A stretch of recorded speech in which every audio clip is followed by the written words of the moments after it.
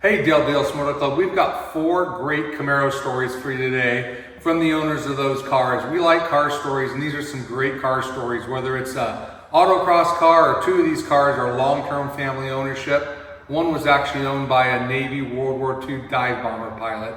Check out these stories. We hope you like our car stories. We're coming out every month. This is episode 3. We'll feature different cars, different makes, different models. Sometimes we'll mix them together. But thanks for watching. Hope you enjoy Del Dios Motor Club.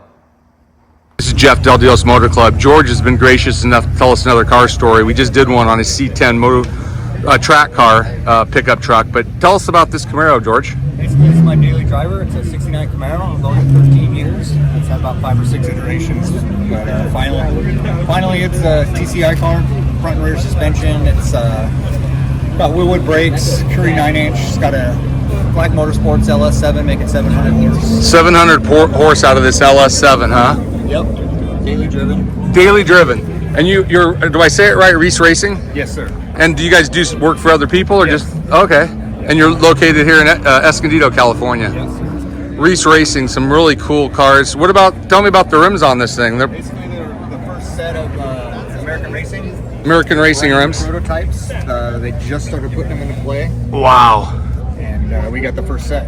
What's you got the blue and gold color scheme going here. Is there a reason for that or just Just how it worked out. not the high school colors or anything like How it that? worked out. And tell me about what else is done? The rear end, you were telling me a little bit about it. It's got a 4.9-inch in it for Curry Enterprises. It's got wood brakes. It's got a TCI torque arm system in it. It's got coilovers. Basically, stainless steel 3-inch exhaust. Tremec 6-speed.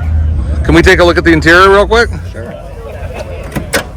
Man, these guys set up some beautiful cars. Wait till you see the truck. He's got another Camaro back here, but I'm not going to make him do another story because even I'm getting tired of asking people to do stories. Thank you very much, George, for telling us about this car. It's beautiful. And where do you race it? Optima Challenge, Big Guys, Autocross, LSS. It's all over the place. Yep. Mostly in the western United States or Everywhere. everywhere? Well, people, check this out. What year is the Camaro again? 1969. 69. I should know that because it doesn't have the vents on the front, and I'm asking questions because I'm not really great at these interviews, but you can check this whole thing out on our Instagram page and our website. Very cool Camaro. Hey, Del Dios Motor Club. I'm standing here with Steve.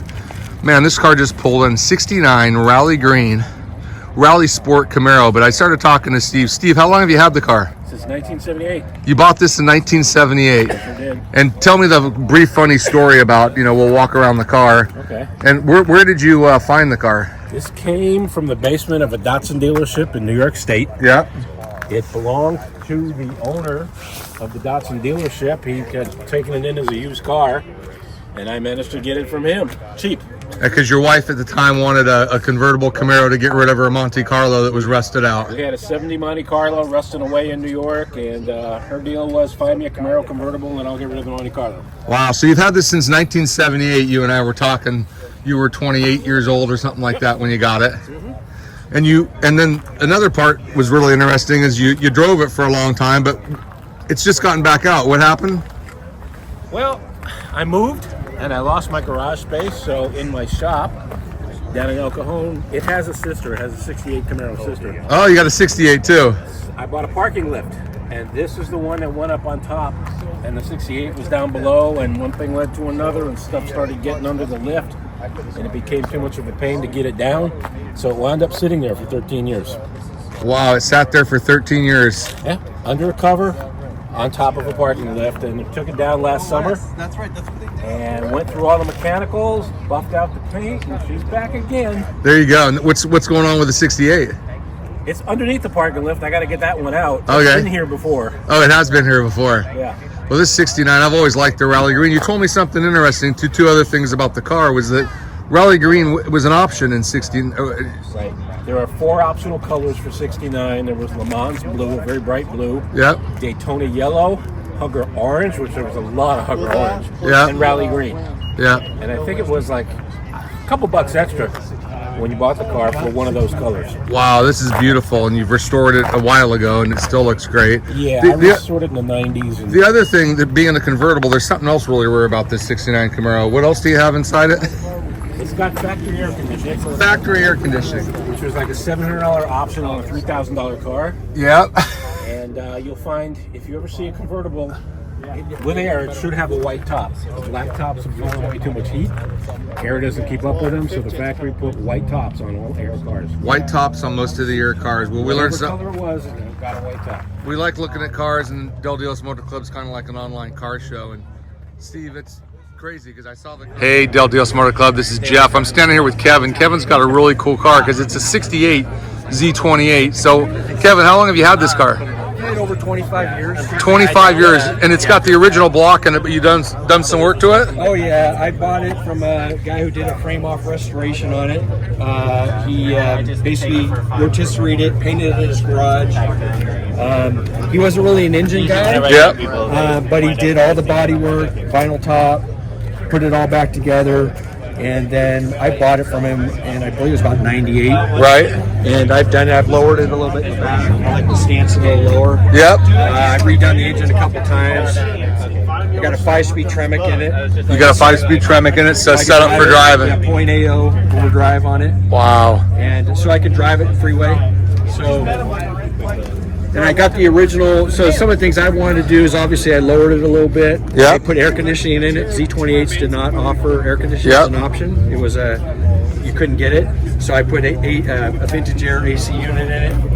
And then it's got the 373s in the rear end. Okay.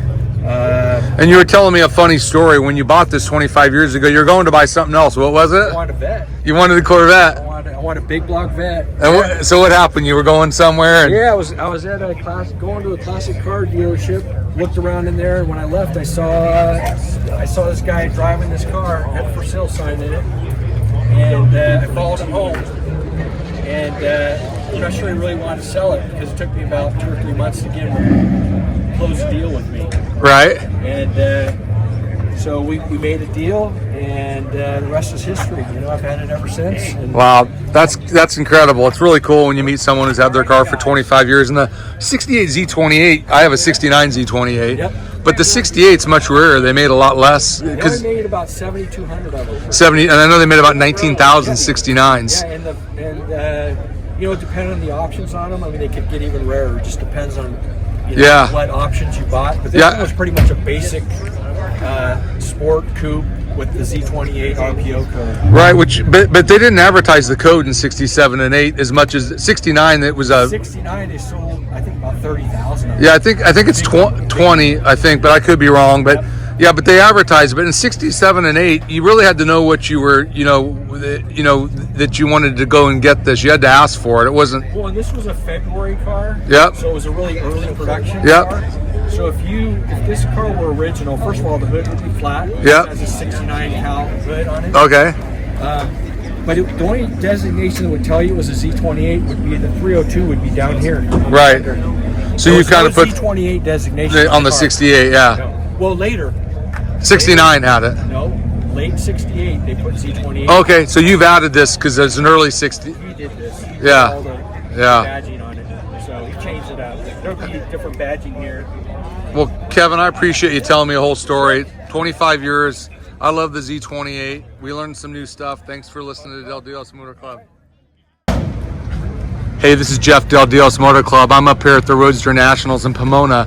But I saw Bob's car earlier, and I'm glad I called him. He's about to leave. But Bob, 1969 Indianapolis pace car. But who bought this car brand new? And my dad bought it new in 1969. And you were telling me the story. You guys all met. Tell me about the dealership again. It was in Ontario on Holt Boulevard. Uh-huh. And that same dealer moved down to Chino eventually. Yep.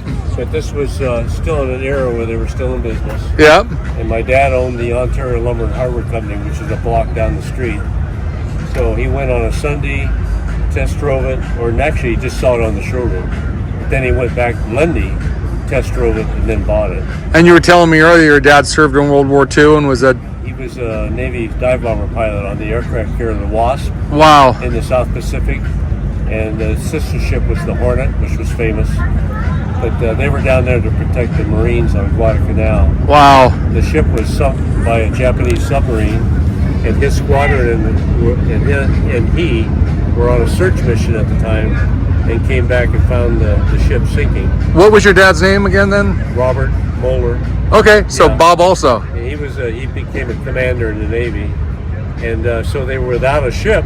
So the Marine General in Guadalcanal asked for all the Navy pilots to fly over to the island, and he swore them out of the Navy and swore them into the Marine Corps. Wow. And then my dad flew as a Marine for the last 2 or 3 months. So, and you've had your dad's car now for 20 years? I've had it for 22 years. Yeah, so it's kind of a memory of your dad, and Yeah. So have you done anything to the car? I mean, it's original motor, original, But the heads have never been off. and you've never had to paint it or anything, or? No, it's just always been stored indoors. It's always been taken care of. Wow, people, check this out. This is a '69 pace car, bought by Bob's dad's father, and Bob was there that day in '69 when he looked at it, right? Oh yeah, he went with me to look at the cars, and then he fell in love with this one. Wow, I can see why. It's beautiful. All original '69 Indianapolis pace car. Really cool because Bob's got his dad's car, and that's what our car stories are all about. You know, everyone's got a memory, and cars make people happy. At least they make me happy. I hope they make you happy. And check out the interior. I've always liked the houndstooth. Only the 69 Indianapolis pace car came with the orange stripes and the orange interior with the houndstooth, and had a couple different engine options. You get the 350 or the 396, but and I believe the 396 was the car they actually went around Indianapolis. 396 4-speed. Yeah, how many? Jim Rathman with the Indy Racer drove it. Wow. Drove the pace car. And basically, they're only about what 4,200 Around 36. 3,600 of the commemorative cars made. How many people are left that have the original car, that one family ownership, hasn't been painted, all original drivetrain? I'm willing to bet there's less than 10, probably less than 2. But thanks for listening to Del Douglas Motor Club, and thanks, Bob, for telling us a great car story.